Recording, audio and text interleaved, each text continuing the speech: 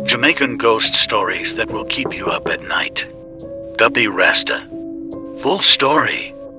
For the past 5 years, a man, let's call him John Brown, has lived comfortably at a premises he rented in Edgewater, Portmore, St. Catherine, but he now believes that his living space has been invaded by the robe-wearing ghost of a Rastaman. The Duppy even photobombed a set of photographs that Brown took with his daughter last year. The star obtained a short video of father and daughter smiling for the camera when a man wearing a gray robe and a pair of black slippers walked by slowly.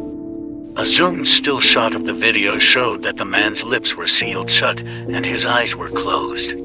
My daughter was having shorts day at her school, so I begged the other tenant that live at the house to take a few pictures of us so me could send to me baby mother of foreign. The picture didn't come out all right, but the girl never understand the phone, so instead of turning on the camera, at first she had began to videotape first, so that's how the video make, he said. Brown said he had no idea he was living with the Rasta Duppy until he was deleting some pictures from his phone earlier this week. Earlier this week me put in a new SD card, so me start go through some pictures in my phone to see what was worth deleting, and that's when I saw the video. I look at it about 3 times and I then call one of my friends and ask him to tell me what him see, and we see the same man a walk, he said. He is adamant that he will not return home.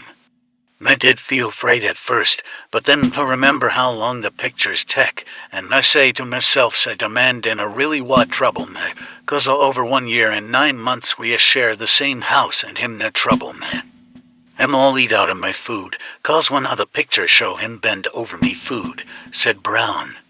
He said he doesn't know where the Duppy came from, and will only go back to the house with church people to get his things. Me carried him because me no want him to follow me where me go. The first me ever have a experience like this, and as a matter of fact, me never believe in a Duppy until now, he said. Other photos showed the Duppy, whose dreadlocks were slicked back in a ponytail, bending over the stove. For the past couple of months me say my try get rid of me belly, so a bare fish me mostly cook. So me all wonder if me a feed him why him a stay, 'cause in a one picture, him bend over me stove like him wa go in de pot, and Rasta man love fish, he said. Brown is even wondering if the apparition caused his baby mother's illness recently.